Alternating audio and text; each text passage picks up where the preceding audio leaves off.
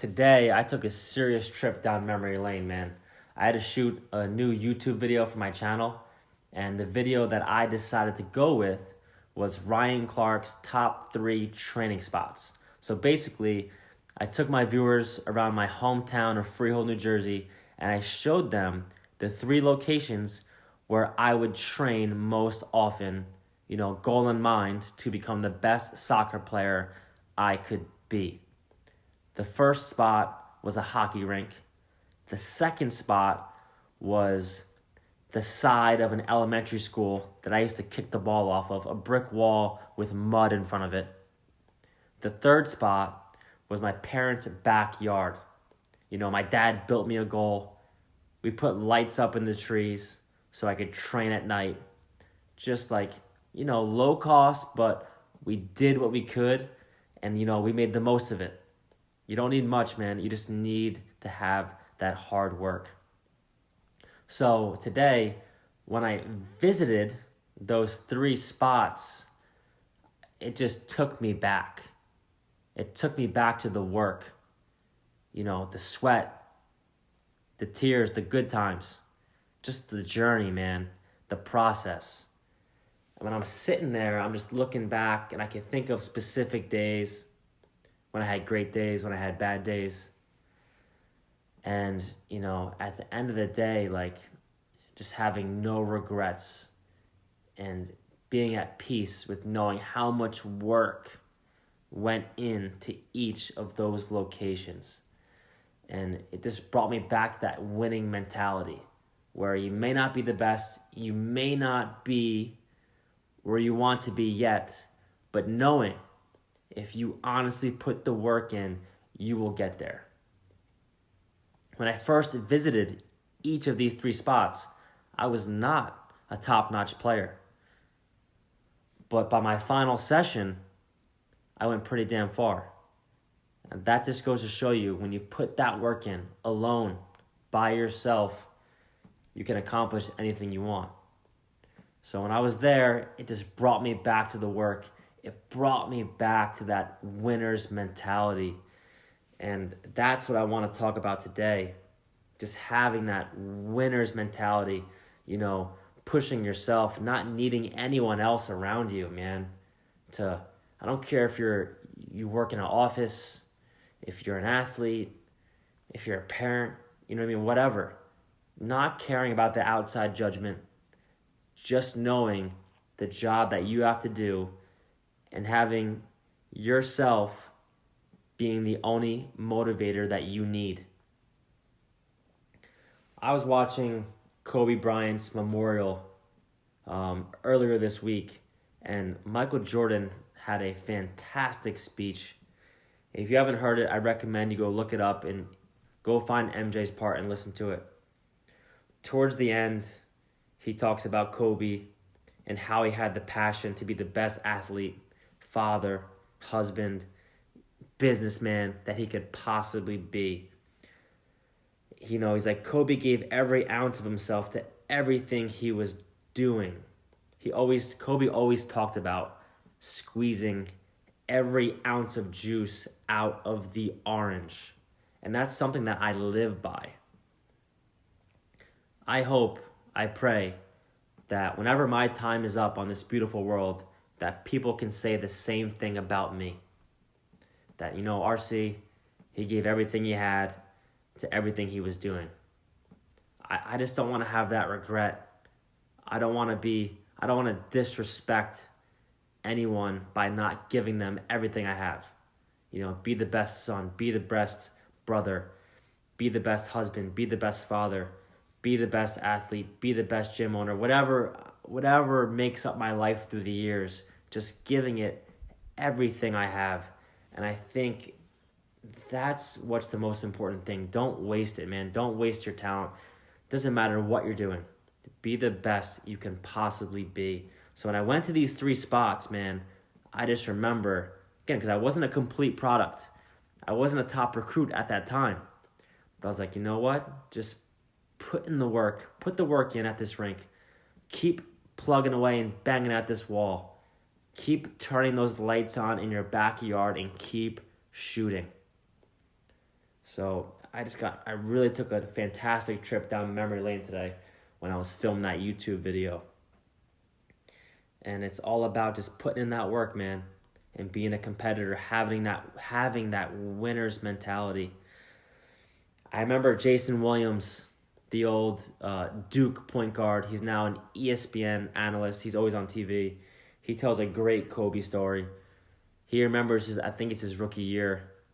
You know, he's playing the Lakers, probably a night game.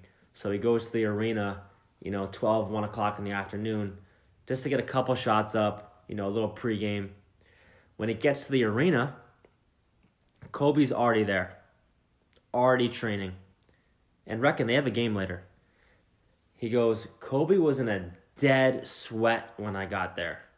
He wasn't like going through the motions, just getting a couple free throws in, a couple dribbling drills. He was going hard, like, like, all that stuff. And, Jason Williams works out for 20 minutes. Then he stops, he takes his shoes off. He looks on the other side of the court. Kobe's still going hard as hell. He's like, what is up with this maniac? And he goes, you know what? I'm going to sit here and see how long this goes on for. So another 25, 30 minutes passes.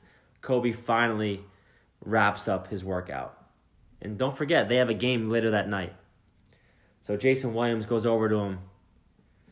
He goes, man, why are you going so hard? And why did you train for so long? We got a game. You're playing us tonight. He goes, because I saw you come in. He wanted Jason Williams to know, no matter what you do, you can try as hard as you want, man. You are not going to outwork me. That is a winner's mentality. Kobe, a veteran. Jason Williams, a rookie. He goes, I'm going to show you, bro, that you can't beat me. That is the mentality you have to have. And it didn't matter if Jason Williams walked in that gym or not. Kobe would have went hard as hell regardless. Him walking in was just a bonus, and he was going to make sure that when that guy left, he knew that Kobe was the real deal. And just for the hell of it, Kobe dropped 40 points later on that night as well. Just being a competitor, man. That's what it's all about. And when I was at that wall, I was at that rink, I was competing with myself just to be the best possible person I can be. Another example that I saw this week was Cristiano Ronaldo. We all know how crazy of a worker that guy is. I don't know exactly how old he is. I think he's 34, 35. Already accomplished everything. Juventus was practicing this week or last week, and they posted Ronaldo doing an agility drill. And we all know we're right in the thick of soccer season right now. Champions League, the league is getting towards the back end now. The table is super tight, so every game is so important. So at this stage, if you're a starter and you're playing 90 minutes and you're a veteran, let alone Cristiano Ronaldo, usually in practices, you kind of go pretty light to, save your legs for the game. Not this guy, man. They posted this video, and this was not some ordinary agility drill. This performance coach, for whatever reason, put out this 30-second obstacle course of sprint forward, sprint back, left, right, jump over this stick 4 times, go around the cone, jump 4 more times, do a cartwheel, and run back. It was obnoxious, but that's besides the point. Ronaldo hit this agility drill harder and faster than anyone I've ever seen. I'm talking he was cutting game speed, like World Cup final speed. And I'm like, dude, this guy is 35. He's got 5 Ballon d'Ors. He's got every trophy you can ever want, besides a World Cup. Why is he going so hard? Because, again, it goes back to the orange. He is trying to squeeze every ounce out of that orange. He may only have a few years left, who knows? But he wants to make the most of it. He doesn't want to look back when he's 40, 50, 60 and be like, damn, I wasted those last 3 years. So it just comes back to that winner's mentality that I keep wanting to talk about. And it's not just, you can't flick that switch on and flick that switch off. You got to be a winner all the time. I heard a story sticking with Ronaldo. He was playing table tennis, ping pong, against Rio Ferdinand, when he was on Manchester United. Rio supposedly smoked him in table tennis in front of the whole team. Ronaldo then goes on to leave practice that day. He phones his cousin. He goes, bro, go buy me a ping pong table, put it in the house. His cousin goes and buys the table. Ronaldo practices table tennis for 2 weeks, comes back and challenges Rio Ferdinand again in front of the whole team once more. They play and Ronaldo wins. It's just the type of person that he is. He does not accept losing. If he loses, he'll do whatever it takes to get that L back. And you just can't teach that, man. You need to hate to lose and love to win. And if you listen to the first episode of my podcast, I talk about losing to my grandmother. Again, Ronaldo's losing to Rio Ferdinand, maybe the best defender ever, and I'm losing to my grandmother. A little different, but same idea. I freaked out on my grandma. I couldn't take it. I couldn't stand the fact that I lost in anything. Like, it doesn't matter. I remember I was playing, another example, I was playing wiffle ball in my backyard. It was the day before Nationals. I should be resting. I'm playing wiffle ball with my neighbor. My neighbor hits a pop-up, and he hits it right towards some piping, like some sewer pipes, and I probably should let this ball go. But I'm like, screw it. I sprint forward, I jump forward, I dive, I make the catch. But in the process, I cut my knee open so bad that I need stitches, and I end up missing the national tournament. Again, pretty stupid, very stupid, but I just couldn't flick that switch off. I had to win. I had to make that pointless catch. You just got to be a winner. That's what it's all about, man. And another winner that I ended up coming in contact with, again, Kobe, Jordan, Ronaldo. I never met any of these guys. They're just stories that I've heard throughout the years that I could relate to because I feel like I have that, same mindset. But another guy who's known for that is Thierry Henry. When I went to Red Bull, he was, still on the team. And, to paint a little background of this story, when I was 12 years old, so probably like 2003, I took a trip to England to, watch some of the football matches over there. And one of the games I went to was an Arsenal game. And this is back in 2003 when Arsenal was like undefeated the entire year, probably the best team on the planet. Henry was probably the best player on the planet at that time. So I go over to England. I go to the Arsenal game, and I remember being in absolute awe at the pace, the strength, and the skill of Henry. Every time he touched the ball, the crowd would just literally go insane. And there I am at 12 years old, just eyes wide, just taking it in. Fast forward 10 years later, and now I'm teammates with the guy. So, to make a long story short, we're in preseason. The first week of preseason is always miserable. You're doing fitness, you're doing strength, you're barely touching the ball. So finally, after a week, we're in Arizona for one of our preseason stints, and Mike Pecky, the coach, is like, you know what? Let's do a small-sided, I don't remember if it was 3v3 or 5v5. Let's do a small-sided tournament. All of us are like, finally, let's go. We're all competitive. But then guys like Henry are just at another level of competitiveness. They're just winners. So we break apart into this 5v5 tournament, and we're in the championship, my team, and we're playing, Thierry's team in the championship. And my team's up by a goal. There's barely any time left. Henry somehow breaks free of everyone, and I'm the last man back. I'm the last man back. It's Henry with the ball, me in front of him, and a small goal behind me. There's no goalies, just a small goal behind me. And as he's coming to me, almost everything just slows down. It's like slow motion, like a movie. As he's running at me like a horse, I'm thinking back to when I was 12, watching him just absolutely abused defenders in the Premier League. So I'm like, oh God, this guy's absolutely about to abuse me. And people that really know me, I'm not really a defender. I'm more of a box-to-box midfielder. I'm not a 1v1 defender by any means. So here comes Thierry, storming down the field, one of the best players of all time, and there's me.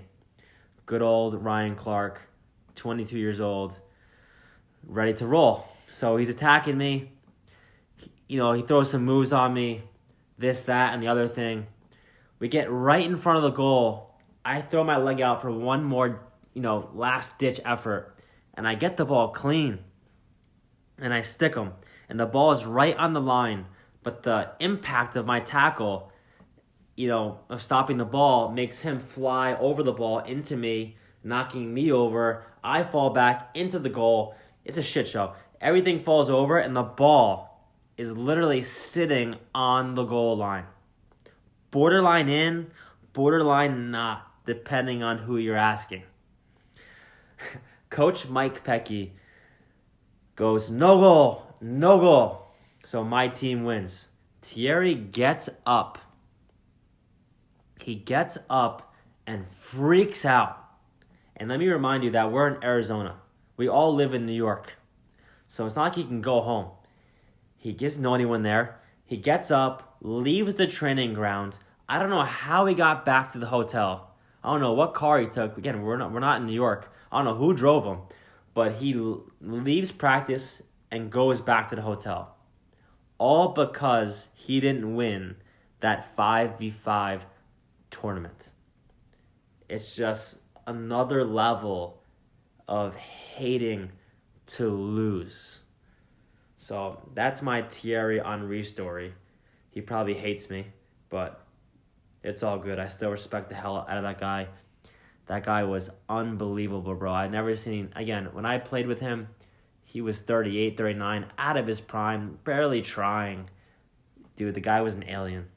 He was insanely good. So, shout out to Henry.